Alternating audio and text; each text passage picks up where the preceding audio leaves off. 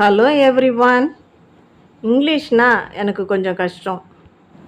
எனக்கு கொஞ்சம் இங்கிலீஷ் தெரிஞ்சால் போதும். இங்கிலீஷில் சரியாக வாசிக்க தெரியாது. எனக்கு இங்கிலீஷ்லலாம் பேச தெரியாது அப்படின்னு யோசிக்கிறவங்களா நீங்கள்? அப்போது இந்த வீடியோ உங்களுக்காக தான். இந்த வீடியோவில் நாம் ஆங்கில எழுத்துக்களை எப்படி எழுதுறது, எப்படி வாசிக்கிறது, அதோட சவுண்ட்ஸ் என்ன, அதோட கூட சின்ன சின்ன ஆங்கில வாக்கியங்களை நாம் இந்த வீடியோவில் படிக்க போகிறோம். வாங்க படிக்கலாம். இந்த வீடியோ மூலமாக நாம் இங்கிலீஷில் எப்படி லெட்டர்ஸை எழுதுறது, ஏன் நான் எழுதுறதுலேருந்து ஆரம்பிக்கிறேன் அப்படின்னு பார்த்திங்கன்னா, ஒரு லெட்டரை பார்த்த உடனே அந்த வடிவத்தை பார்த்துட்டு அந்த வடிவம் நமக்கு வந்தால் போதும் அப்படிங்கிற மாதிரி நிறைய பேர் இப்போ குறிப்பாக குழந்தைங்க எழுதுகிறாங்க. அதனால் லெட்டர்ஸை எப்படி எழுதுறதுன்னு எல்லோரும் தெரிஞ்சுக்கிட்டால் குழந்தைங்களுக்கு கைட் பண்ணுறதுக்கும் ஈஸியாக இருக்கும். ஸோ நம்ம எழுதுறதுலேருந்து கற்றுக்க போகிறோம். எப்படி எழுதுறது, எப்படி ரீட் பண்ணுறது, அதோட சவுண்ட் என்ன, அதோட கூட சில சென்டென்சஸ் டெய்லி யூசேஜுக்கு பயன்படக்கூடிய சில சென்டென்சஸ் இல்லை அதோட யூசேஜ் எல்லாமே நம்ம இந்த வீடியோ மூலயமா பார்க்க போகிறோம். நம்ம லெட்டர்ஸ் தெரிஞ்சுக்கிட்டோன்னா அதுலேருந்து ரீட் பண்ணலாம். ரீட் பண்ணும்பொழுது நமக்கு சவுண்ட்ஸ் தெரிஞ்சதுன்னா இன்னுமே கொஞ்சம் ஈஸி. இந்த டெய்லி யூசேஜ் சென்டென்சஸ் நான் இங்கிலீஷில் எல்லாமே பிகினிங்லேருந்து ஸ்டெப் பை ஸ்டெப்பு கற்றுக்கணும், இங்கிலீஷில் இருக்க எல்லா வார்த்தைகளையும் கற்றுக்கணும், இல்லை எல்லா சவுண்ட்ஸையும் தெரிஞ்சுக்கணும், இல்லை டெய்லி யூசேஜ் வேர்ட்ஸ் எல்லாமே நான் கற்றுக்கிட்ட பிறகு தான் பேசுவேன் அப்படின்னா அது சாத்தியமில்லாதது. ஸோ டெய்லி நம்ம என்ன கற்றுக்குறோமோ அதை அன்றாடம் நமக்கு பேச முடிஞ்ச இல்லை பேச வாய்ப்பு கிடைக்கிற இடத்துல நம்ம பேசி பழகலாம். ஃபஸ்ட்டு நம்ம இப்போது லெட்டர்ஸை எப்படி ரைட் பண்ணுறது அப்படின்னு கற்றுக்கலாம். ஃபஸ்ட்டு நம்ம இப்போ லெட்டர்ஸை எப்படி எழுதுறது அப்படிங்கிறதான் பார்க்க போகிறோம். ஃபஸ்ட்டு கேபிட்டல் லெட்டர்ஸை கற்றுக்கலாம். நம்ம இன்றைக்கி ஒரு ஃபஸ்ட்டு 6 லெட்டர்ஸ் மட்டும் கற்றுக்க போகிறோம். 6 லெட்டர்ஸில் ஃபஸ்ட்டு நம்ம இப்போ பார்க்க போகிறது ஏ. ஏ எழுதுறதுக்கு ஃபஸ்ட்டு நம்ம ஒரு ஸ்லாண்டிங் லைன் இப்படி போடணும். அடுத்தது ஆப்போசிட் சைடில் another ஸ்டாண்டிங் லைன் போட்டோன்னா இதுதான் ஏ. அடுத்தது பி, ஸ்ட்ரெயிட்டாக ஒரு லைன் போட்டுட்டு ஒரு ஹாஃப் வரைக்கும் ஒரு கர்வ், அதுக்கப்புறம் ஒரு கர்வ் போட்டோன்னா அதுதான் பி. சி எழுதுறதுக்கு ஒரு கர்வ் போட்டோன்னா இதுதான் சி. அடுத்தது ஒரு ஸ்ட்ரெயிட் லைன் போட்டுட்டு ஆப்போசிட் சைடில் ஒரு கர்வ் போட்டோன்னா இதுதான் டி. அடுத்தது ஒரு ஸ்ட்ரெயிட் லைன் போட்டுட்டு அடுத்தது ஒரு ஸ்லீப்பிங் லைன் இப்படி போட்டோன்னா இதுதான் இ. அடுத்ததான் நம்ம கற்றுக்க போகிற எழுத்து எஃப். இதுக்கு ஒரு ஸ்டாண்டிங் லைன், டாப்பில் ஒரு ஸ்லீப்பிங் லைன், நடுவில் ஒரு சின்னதாக ஒரு ஸ்லீப்பிங் லைன். இதுதான் கேபிட்டல் லெட்டர்ஸில் ஃபஸ்ட்டு 6 ஆல்ஃபபெட்ஸ். இதையே நம்ம கர்சிவ் ரைட்டிங்கில் எப்படி எழுதுறதுன்னு பார்க்கலாம். கீழே ஆரம்பித்து இப்படி மேலே போயிட்டு கீழே இப்படி போட்டோன்னா இதுதான் ஏ. அதே இப்படி போட்டோன்னா பி, இது சி, இது டி, இ, இது எஃப். இந்த மாதிரி கர்சிவ் ரைட்டிங் இருக்கும். அதே ஸ்மால் லெட்டர்ஸில் ஏ, ஸ்ட்ரெயிட் லைன் கீழே சின்ன கர்வ் வந்தால் பி, சி. இந்த டி நிறையா பேர் மிஸ்டேக் பண்ணுறாங்க. அதனால் சின்ன கர்வ் போட்டு நேராக மேலே போயிட்டு கீழே வந்தால் டி. ஈக்கு இப்படி போடணும் எஃப். இதுதான் எஃப். இதையே கர்சிவ் ரைட்டிங்கில் எழுதணுன்னா கீழேந்து ஆரம்பித்து A, B, C D E F. இதுதான் cursive ரைட்டிங்கில்.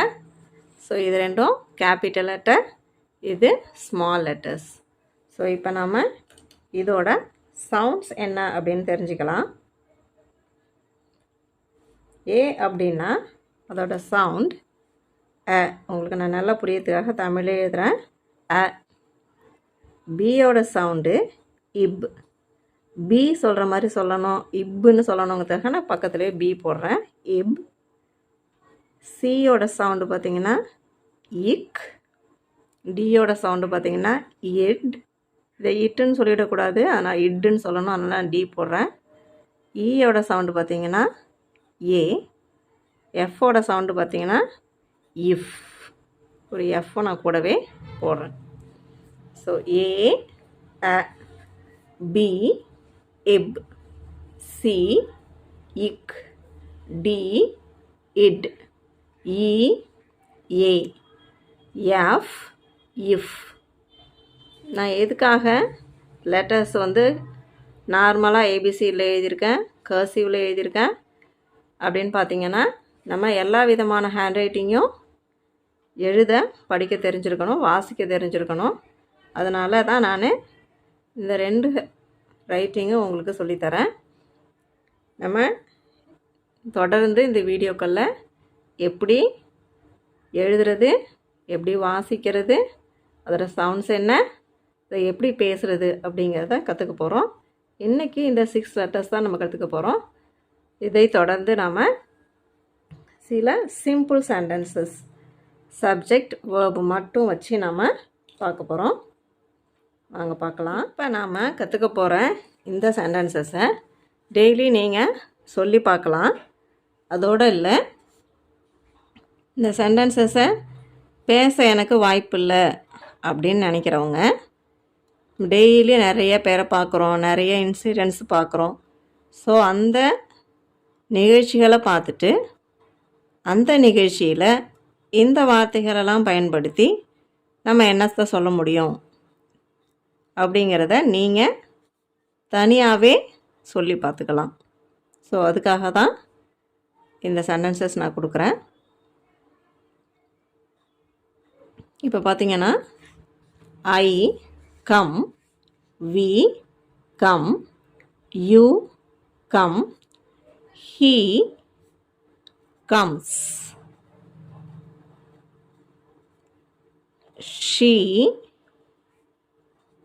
comes, it comes, they come.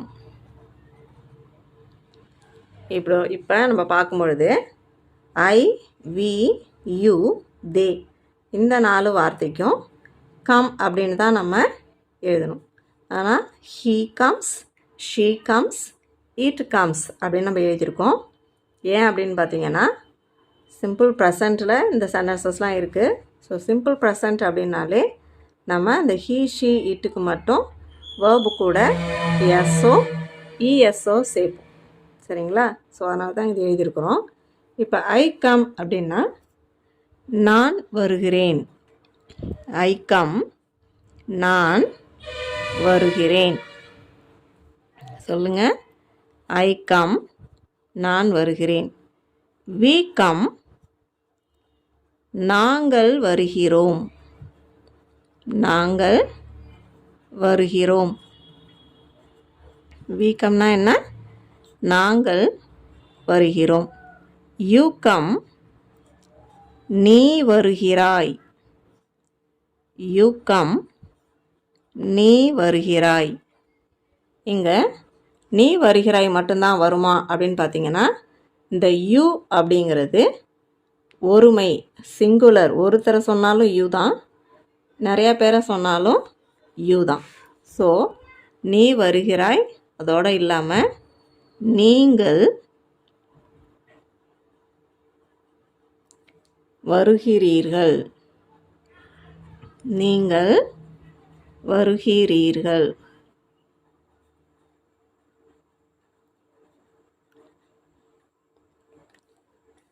You come, நீ வருகிறாய், நீங்கள் வருகிறீர்கள்.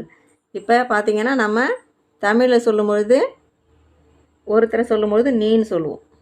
இதையே வந்து நிறைய பேர் இருக்காங்க, இல்லை நம்மளோட பெரியவங்களாக இருக்கிறாங்க அப்படின்னா நீங்கள் அப்படின்னு சொல்லலாம்.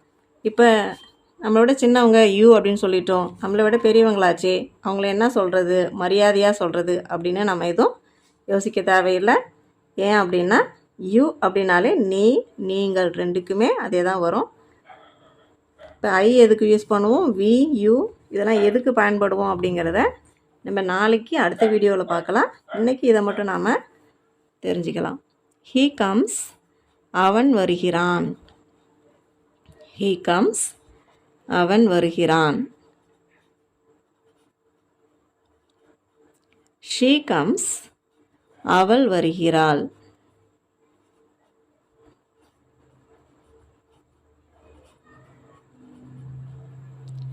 இட் கம்ஸ், அது வருகிறது.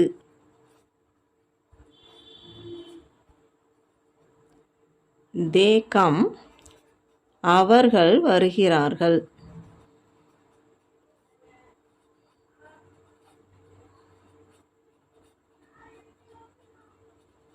இப்போது நம்ம கம், வா அப்படிங்கிற வேர்பை எடுத்துக்கிட்டதுனால இந்த மாதிரி எழுதியிருக்கிறோம். ஸோ இதுக்கு நம்ம இந்த வேர்பு நிறையா தெரிஞ்சுக்கிட்டோன்னா இதே மாதிரி சென்டென்சஸ் நம்ம டெய்லி நிறையா யூஸ் பண்ணலாம். I come, we come, you come, he, she, it comes, they come. நான் இந்த செட் ஆஃப் சென்டென்சஸ்க்கு மட்டும் தமிழில் எழுதியிருக்கேன். மீதி எல்லாம் நான் உங்களுக்கு வெறும் இங்கிலீஷில் மட்டுமே சொல்லிக் கொடுக்க போகிறேன். ஏன் அப்படின்னு பார்த்தீங்கன்னா ஒவ்வொரு டைமும் நம்ம இங்கிலீஷில் இருக்கிற சென்டென்ஸை படிச்சுட்டு அதுக்குரிய டிரான்ஸ்லேஷன் என்ன அப்படின்னு தமிழுக்கு வேர்ட்ஸ் நம்ம தேடிகிட்டே இருந்தோம் அப்படின்னா நம்ம அதுக்கு கனெக்ட் பண்ணி பார்த்துக்கிட்டே இருப்போம். பேச முயற்சிக்கிறது தடைப்படும். இதுக்கு சரியாக தெரியலைன்னாலும் நம்ம பேச மாட்டோம்.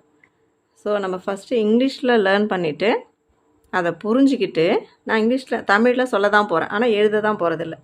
ஸோ அதை நம்ம புரிஞ்சிக்கிட்டு அதை நம்ம டெய்லி ப்ராக்டிஸ் பண்ணுறோம் அப்படின்னாலே ஆட்டோமேட்டிக்காக நம்மளுக்கு வந்துடும்.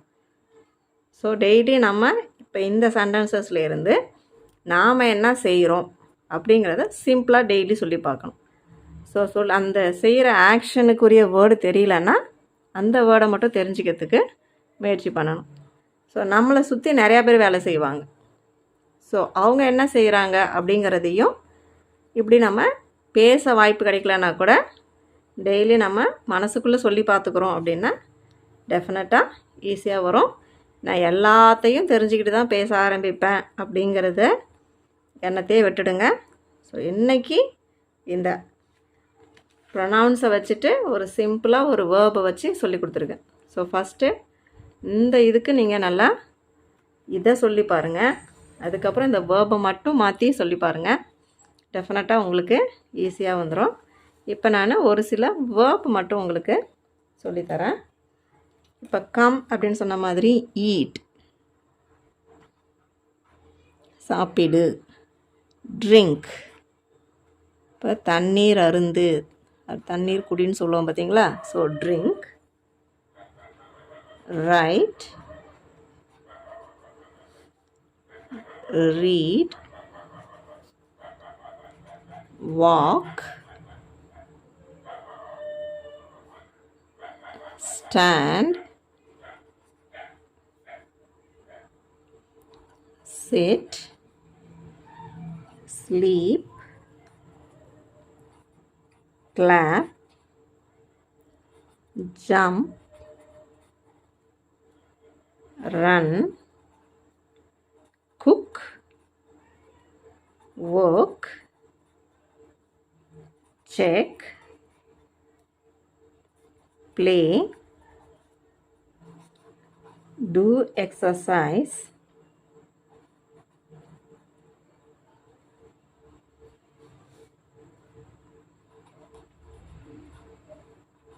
water, travel,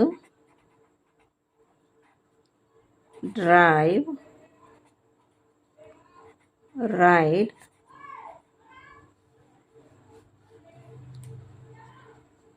ஸோ இங்கே சில வேர்ப்ஸ் எழுதியிருக்கோம்.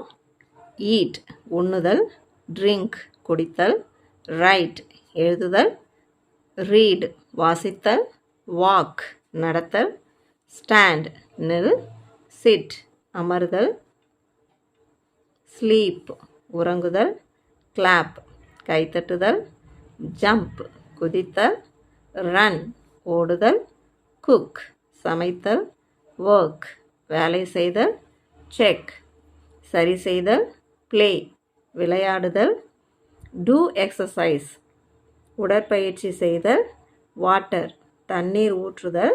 வேர்ப் அப்படிங்கும்போது வாட்டர் அப்படிங்கிறது தண்ணீர் ஊற்றுதல். என்னடா வாட்டர் தண்ணீர் தானே, ஏன் வந்து தண்ணீர் ஊற்றுதல் சொல்கிறாங்கன்னு நினைக்காதீங்க. வேர்பில் வாட்டர் அப்படிங்கும்போது தண்ணீர் ஊற்றுதல்.